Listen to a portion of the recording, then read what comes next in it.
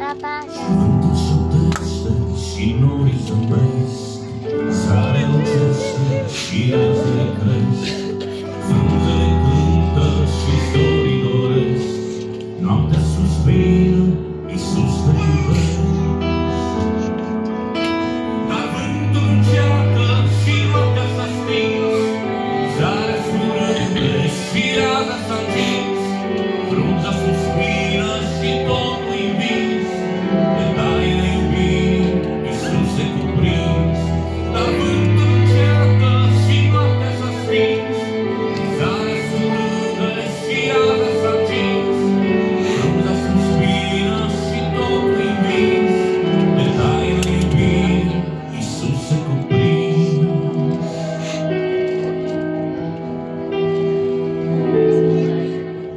Și iarăși grădina se uscă deja, inima arde de singură ea, umbra-mi rămâne lipită de zid și ușa iar singur Iisus mi-o deschid. Coboară-mi lumina din zorii târzii, deschide spre mine cărări aurii, să-mi umple cuprinsul cere simfonii. E ceasul, e clipa, o Doamne să vii. Coboară-mi lumina din zorii târzii, deschide spre mine cărări aurii, să-mi umple cuprinsul cere simfonii. E ceasul, e clipa, o Doamne să vii. Și inima mea suspină spre Tine, Iisus, te iubesc.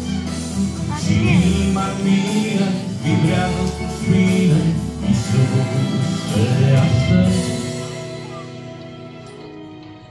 Il vento sospira, la nuvola va, il sole tramonta sul fior di villai, il cuore riprende con gioia a cantare, e tu dolcemente cammini sui mari. Ecco primavera dentro di me, la gioia sincera mi fa piangere, e le lacrime calde del mio amore sono musica dolce che suona il mio cuore. La mia canzone la scrivo per te, anche la vita la dedico a te. Per me tu sei tutto e tutto di me, vorrei che sia tu Gesù dei re.